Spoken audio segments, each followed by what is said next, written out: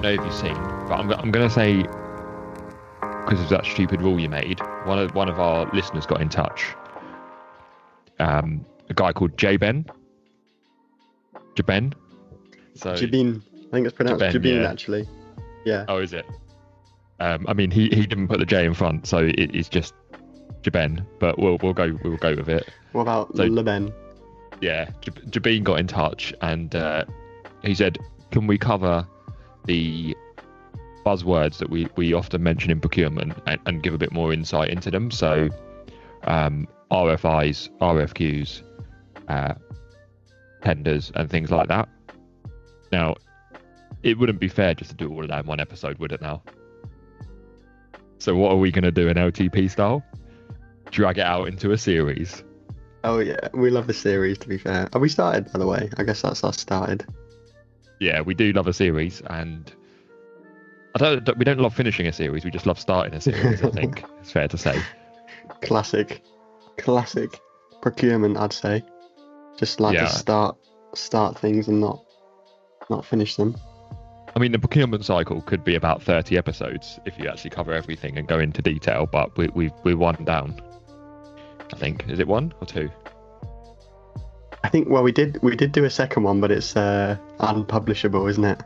Oh yeah.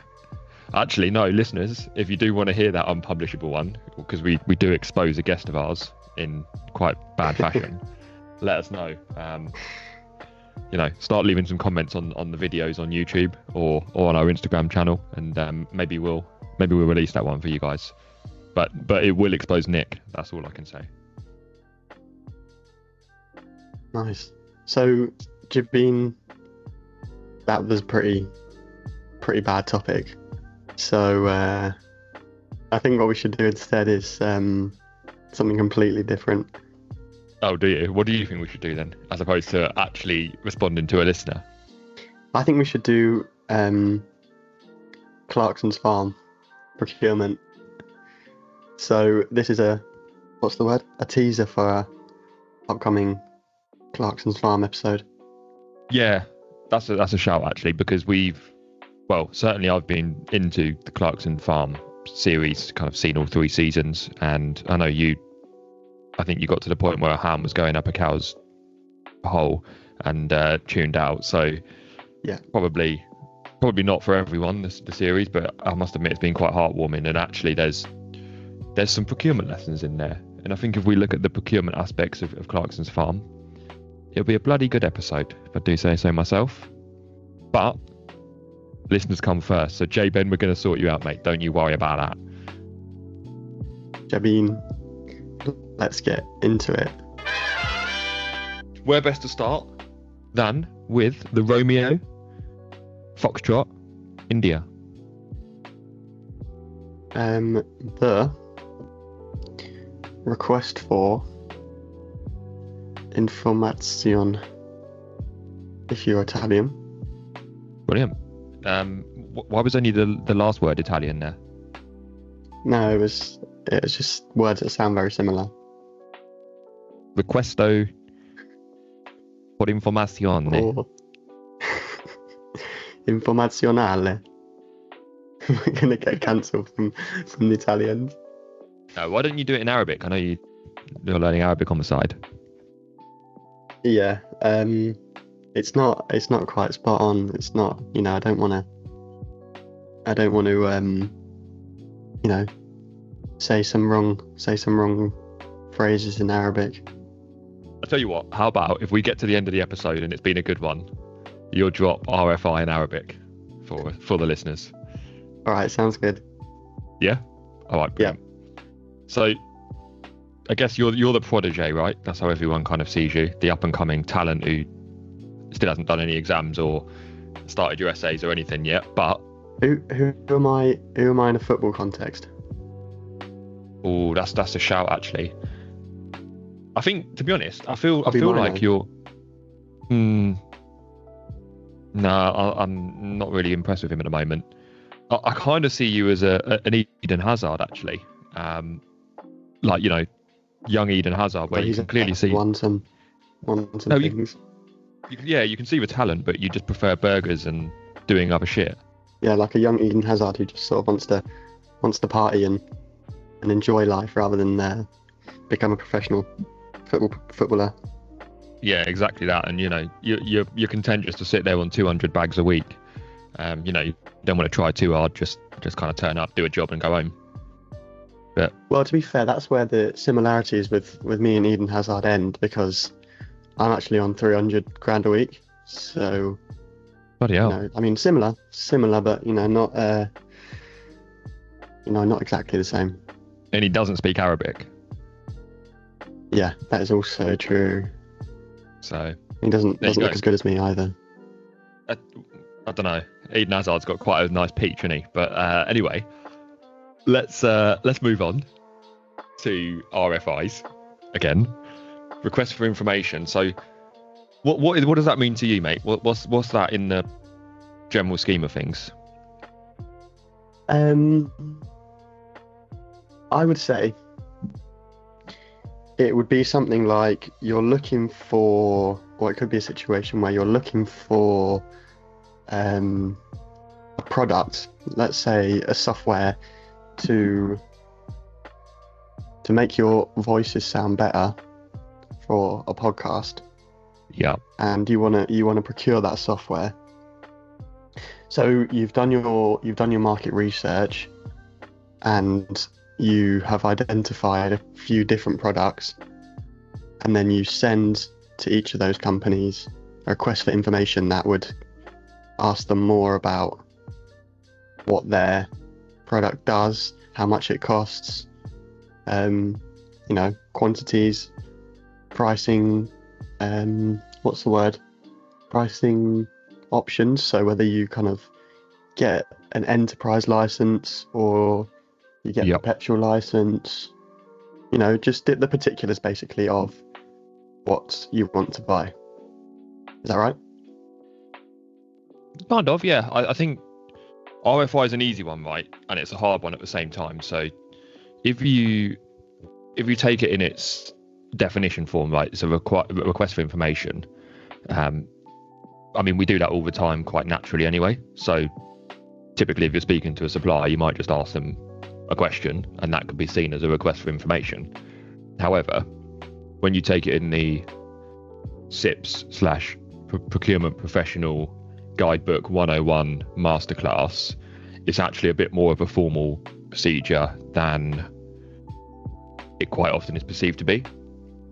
So the idea is it's used within the earlier stages of the procurement process, and kind of like you said, helps organisations understand which suppliers have available solutions, get a bit of information about that supplier's capabilities to deliver that solution, and then it kind of lays the foundations for you to then go further into detail. So what might come after that is then an RFQ, which will be obviously the next episode in this wonderful series, and also sort of detailed analysis and specifications. However, this is the kind of early engagement, getting to know.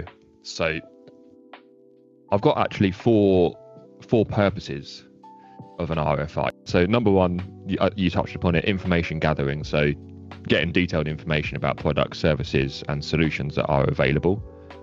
Kind of like you reach out to a supplier and they send you those wishy-washy freaking documents that have everything standard and kind of off the shelf crap in it. That's what we're kind of looking for there, is those salesy bits that kind of say this is what XYZ does and this is what we can do.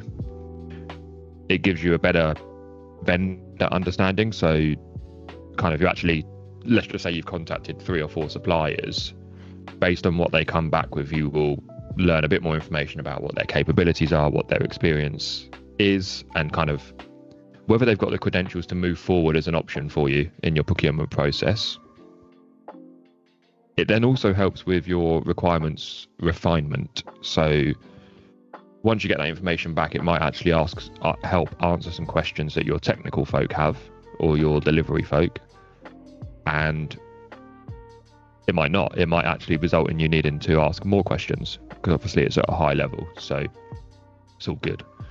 And then the fourth kind of purpose is that it gives you some good market analysis. So if you're looking for something that's a bit more bespoke, you might go out to 10 suppliers and only 2 of them can do it from off the bat, right? So that's giving you that market analysis without going too deep into the conversations with your suppliers.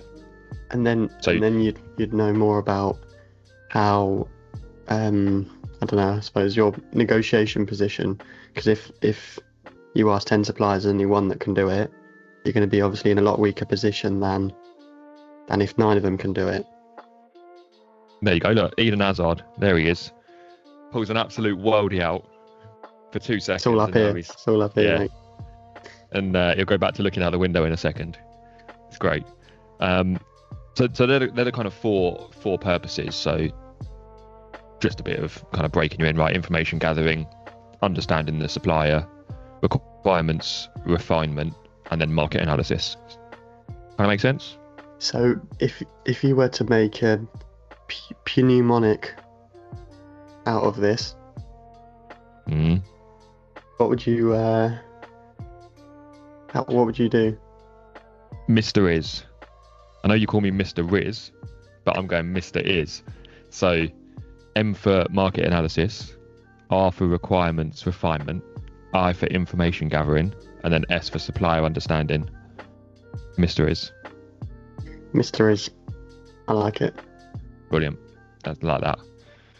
So RFI in 5 stages. Okay, so this is how SIPs like to elongate things, shall we say, or make it a bit more formal. So where we go from RFI as opposed to giving your suppliers a quick call and saying send us some details, which kind of counts as an RFI but not a formal professional one. And obviously we all like to be the most professional we can be at all times.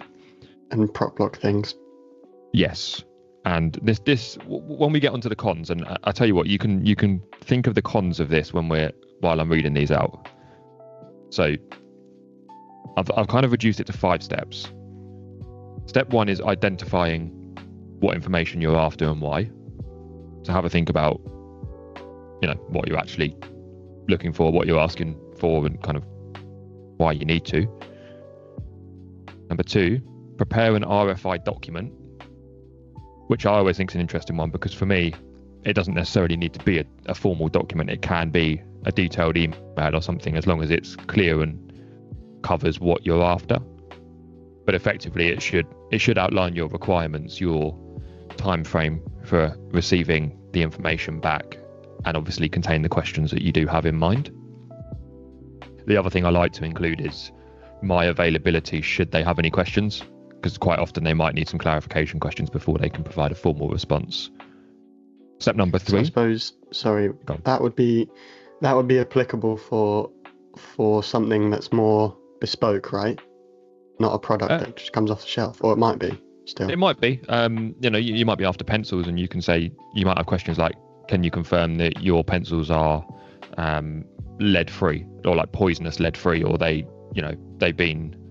you don't use children in the manufacture of your of your pencils, or and then their question would be, is 14 too young for a child worker? I'm glad you finished that sentence. It depends where you're selling them, I suppose, but I don't know. If they choose to work off their own free will, then they canceling y'all ass in the morning. No, it's absolutely too young. What am I about? Of course it's too young. Number 3 is distribute your RFI. So it could be as simple as send the email out. Obviously, take some professional steps to make sure you're sending the separate emails and not sending them all the same email with each other included. And try and send them at the same time. That's kind of a rule in procurement that we like, trying to get the information out to the suppliers at roughly the same time, so they've got equal time to respond. Kind of sets that level playing field. Number 4 is receive the responses and evaluate them. So probably not just a procurement professional. In fact, it might be, depending on the questions you've asked, but have a quick review and see which suppliers look good enough to kind of carry the conversation with. And then number 5 is decide the next step. So obviously you've done your RFI now. Did you get enough information from your RFI? Can you refine your requirements?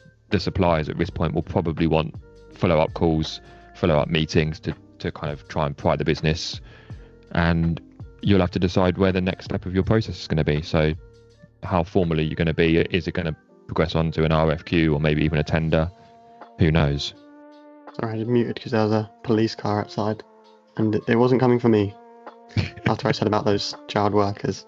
FBI, open up! So in terms of the 5 steps, yeah, it feels like, right, this is me. This is cynical Lucas back. Welcome. I don't know what's Lucas, evil Lucas, cynical guy's back. My evil twin brother.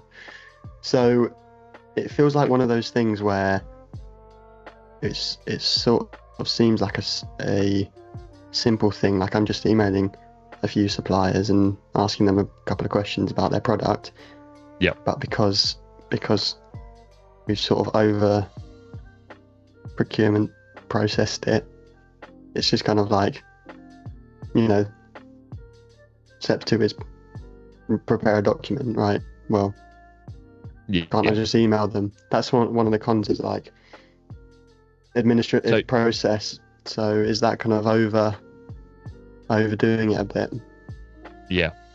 I mean, that's the spot on kind of challenges there, is that obviously it adds time to the whole process. The more formal you're making it, the more time consuming it's going to be, and over procurementing it could be a thing. And I think quite often what you'll find is we don't do a tender for every procurement we do, right?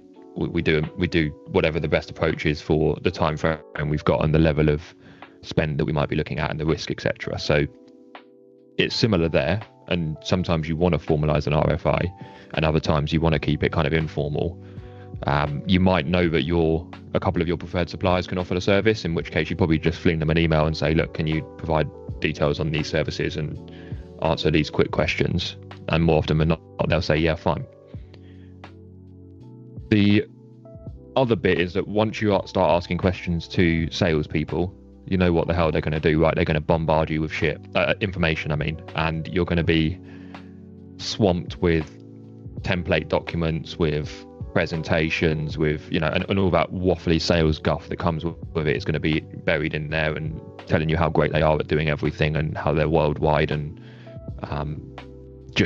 it adds to the time frame even more, because you're going to be filtering down from these kind of overwhelming documents. And remember, you're not asking for anything specific at this stage, so you're not kind of going into detailed specification requirements. You're just asking high level questions, which is going to give you high level responses. Yeah, it can be annoying for the suppliers as well. So if you're going to loads of suppliers and you're not giving them any business. Not that you need to, but if you're going every week with an RFI asking different things to these suppliers, they might just go, well, he's never going to give us any work, so why am I wasting my sales resource and time on this?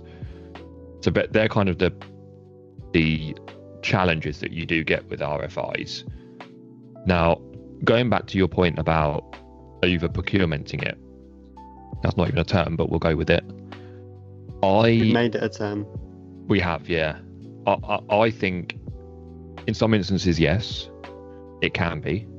If we're buying pencils, we don't really want to do a formal RFI. We probably just pick up the phone and ask questions. It's fairly off the shelf. There's loads of suppliers. If there is an element of subject matter expertise that we might need in making the decision, then I think procurement owning the RFI process will help keep things a bit more subjective. Because quite often one of our stakeholders might go a bit rogue. You might have a software engineer going out to the suppliers trying to ask them these questions, and then they will judge the responses from the suppliers with their software engineer eyes on, right? So they might go, oh, this software process is far better than any of the other suppliers and what they're offering, so this is the one we're going to go forward with. But actually, if we're centralizing it and procurement are owning it, we'll also ask the data protection expert to take a look at the responses and go, oh crap, they're processing data in Russia. Well, we can't have that. So we'll chalk those off, right? They could have written the best salesy document, but their company is just, two blokes in a shed in Chippenham. Yeah. And they haven't got any trading history, or, they're millions in debt and stuff like that. So we would look at it from that perspective. And Why does it sound like you're? It sounds like you've got a company in mind there, and you're just digging them out personally. Is that right, or no, genuinely not. Are you? Okay. Okay. No, it just seemed very specific. Chippenham, 2 blokes shed with a cat called Carly. I don't know. I just thought that was a bit much. No, you are right, and I think it's the greater the level of the decision that's going to need to be made at the end, the earlier that we're involved in ring fencing things will help make better informed decisions and kind of reduce the risk that we make a wrong decision further down the line. Ruling people out for the sake of it, etc. That was one of the other things I wrote down. When you said evaluation, I was thinking, is one of the potential cons that if you ask the wrong questions at the start, you might unnecessarily rule out a supplier that could have otherwise done met your requirements. Like say you're looking for a TV and the supplier says that, or the question you ask is, can we get a TV with fur around the outside? Supplier says, oh, we don't do that. You rule them out, but you didn't actually need the fur around the outside of the TV. A quilted telly, so you just ruled them out for no reason. Does that ever happen? I don't know what goes on in your brain for examples, mate, but yeah, that's it. You're absolutely right, and I think when we look at some of the best practices for issuing the RFIs, you have to try and be as clear and comprehensive as you can. So with your questions, yes, some of the questions are, do you have ISO 14001? And that gives you a yes or no answer. However, you might want to spin it and say, what ISOs do you have that will be of benefit to a deal like this? And then they can come back and go, well, we don't have ISO 14001, but we've got an equivalent, which is blah, blah, blah. And between that and then kind of having the transparent conversations with the suppliers, or kind of, that openness. So when you're talking to the suppliers, when you're putting it into a formal document, just kind of let them know that this is the RFI early doors process. They may not, that doesn't tie them into winning the business. There's a chance that we don't follow up with any of them. And, criteria for moving forward will be judged based on how they respond, things like that. So it's just a little touches of professionalism that kind of gloss up the document. Yeah. So, sorry, we finished that point. No, that's it. Go on. I had a question. What Yes. is the perfect amount of suppliers to invite or to send an RFI to? Is there a perfect number? I don't think there is a perfect number. You often hear 3 to 5 as the kind of magic numbers for inviting a supplier. But I mean, it's open, right? If it's pencils, you can go to 100 suppliers if you want and just say, what's your lowest price? If you genuinely don't care about the suppliers, and you can just kind of not grow the relationships. If it's buying a TV, you might already have 3 or 4 TV suppliers or electrical equipment suppliers on your preferred supplier list, your PISL. So, you'll then go to your PISL first because it's easier to engage. So I think understanding your existing supplier base will probably help you with understanding how many suppliers you want to go to market to, because that's another decision is, do you want to go and look for a potential completely brand new supplier where you might have to go through the onboarding, through all those discussions, contract negotiations, or do you go to your PISL and just kind of pick from the best few there? Yeah, that's a good point. So in LTP fashion, what I'm thinking is, let's do on the five steps, let's look at an RFI example for cleaning services. So you've got an office, you want to get a cleaner in. So step 1, identify your needs. My need is for that spider web in the top right corner of the office to be immediately removed from the premises because I'm scared of spiders, or Janet is scared of spiders. And that's your only requirement, or are you Does the spider web come back regularly? I mean, how often do you need the I spider web need removed? I need someone to stand there 24/7 to. You want spider patrol? I want So you- I want a 1-to-1 ratio of spiders to cleaners. Okay, so you're turning this into office security as opposed to cleaning services. You Yeah, basically want armed guards for your spider entourage that you seem to have. What my office makes is what do spiders like? Is Flies. silk flies. There you go. Your My- office is a fly farm. My office is a fly farm, so it's imperative to my business to have cleaners that take out SAS tactical removal of all the spiders. Bloody hell. Okay. Okay, so that's your requirement, yeah? Yeah.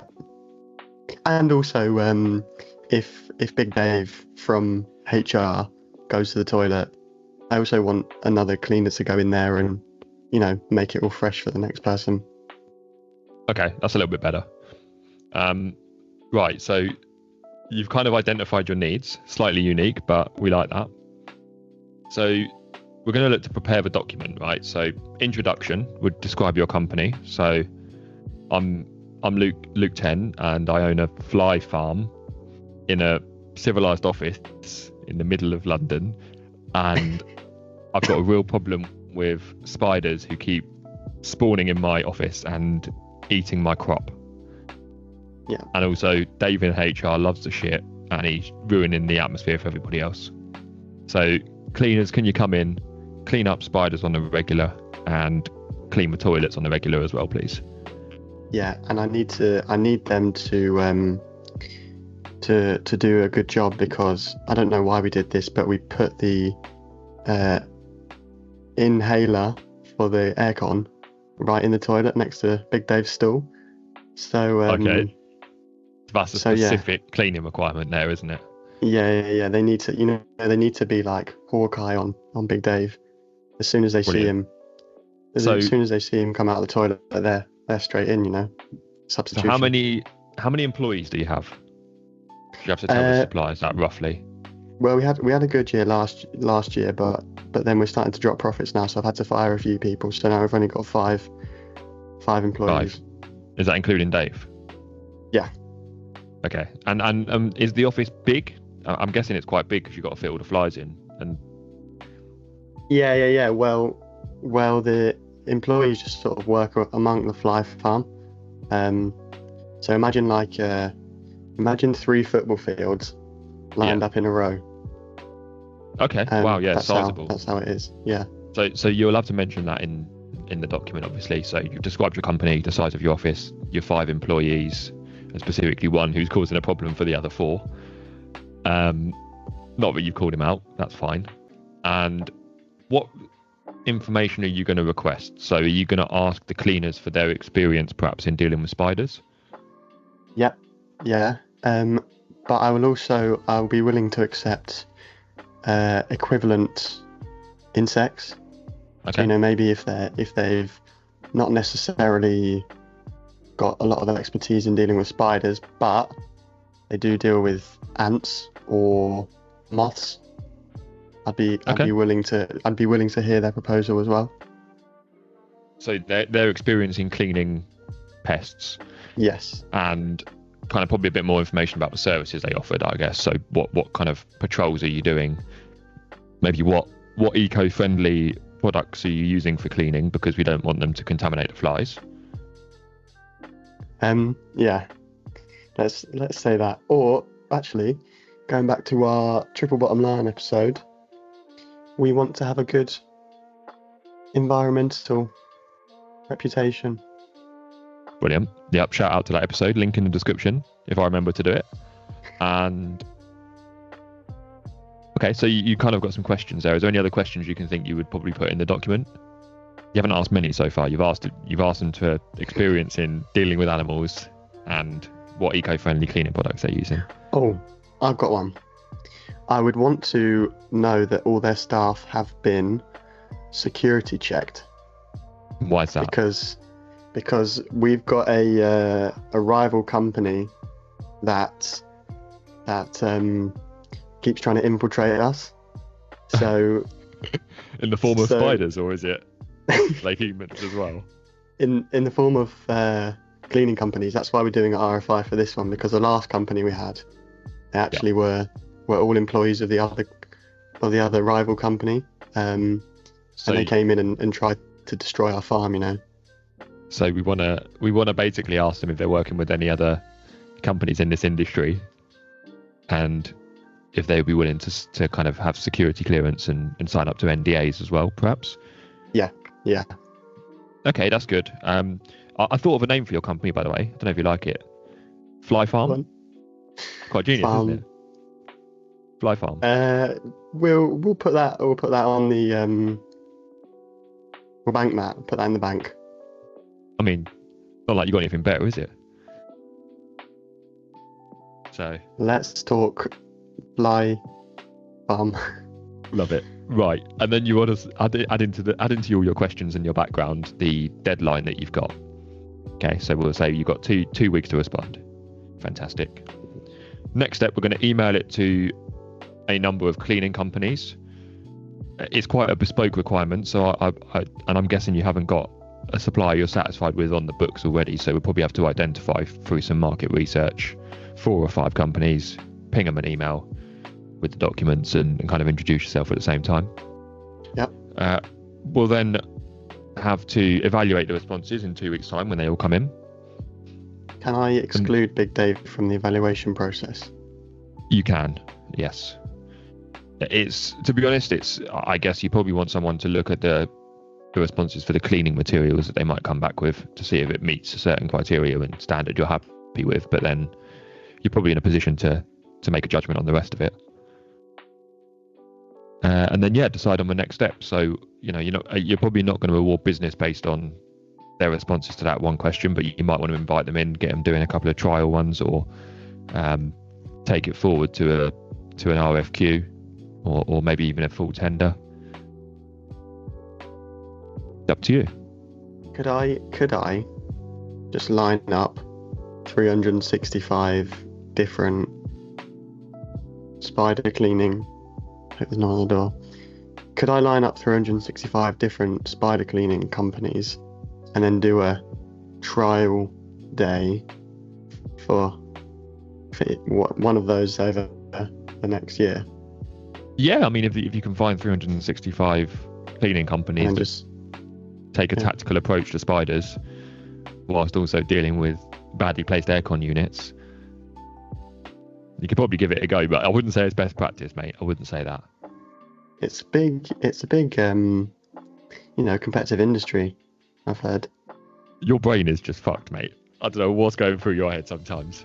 But we love it. It kind of works. It took a nice example. Making this more memorable.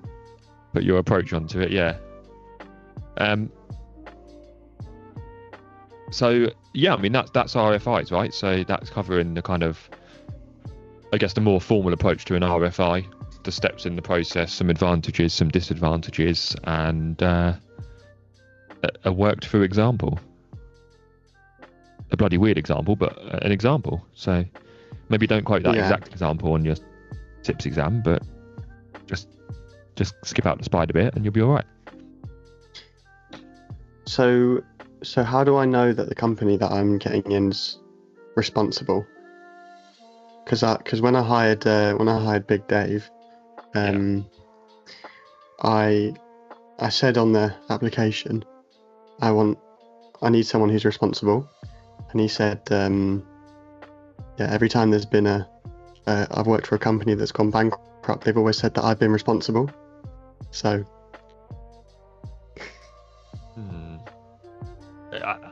I don't know how to answer that, to be honest. I feel like you need to evaluate your own role here in this company, whether you're fit for being a director or not. Myself. Yeah. Yeah. So obviously we're reaching the end of the episode now, and I think that was a fairly good episode. You pulled out a cracking example and kind of covered RFIs in detail. So hopefully you can deliver on your promise to the listeners before we do your question. So I don't trust you, so I'm Googling what it means. Oh, you don't trust? Okay. So for those who... What was it? well, What was I obviously- meant to do anyway?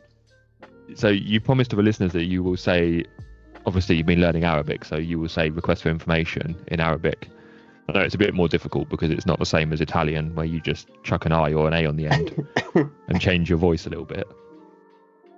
But so I know you guys can't see him right now. He's getting a bit nervous and sweaty because I just reminded him of how it looks in Arabic, the pronunciation. And I don't think he trusts that I've written a request for information in the chat here. So he's going to give it his best shot. He's obviously, bear in mind, he is learning Arabic. So if anyone does speak Arabic out there and wants to correct his pronunciation, obviously send us a text. We'll appreciate that. So I just typed it into Google Translate because it's not one of the phrases that I've learned already. And you can press the little speech button and it's just whizzed it through at the speed of sound.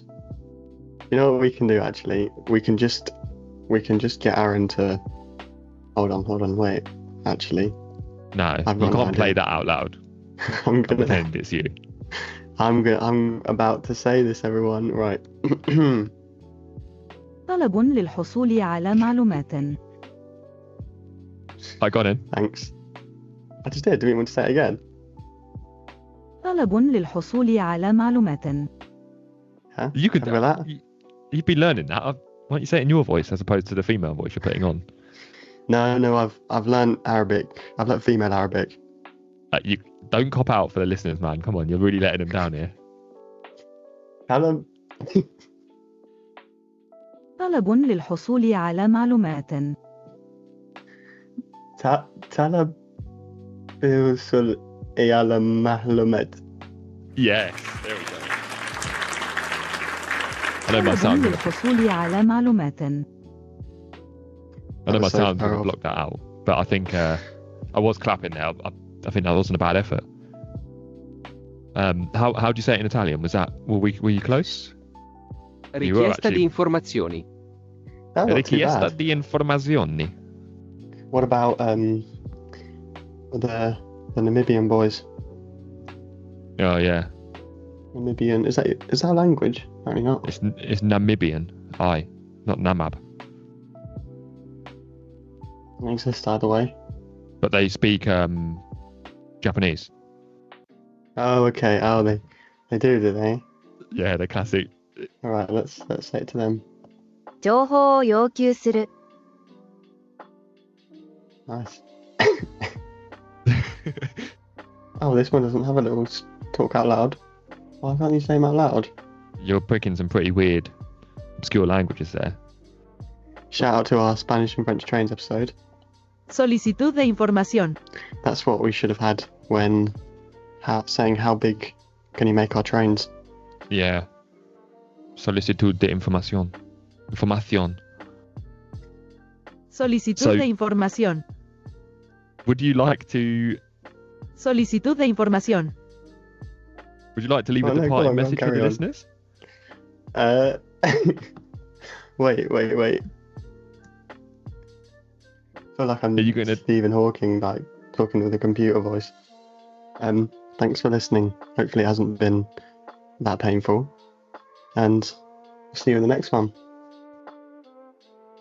أراك لاحقا. Arak Juan.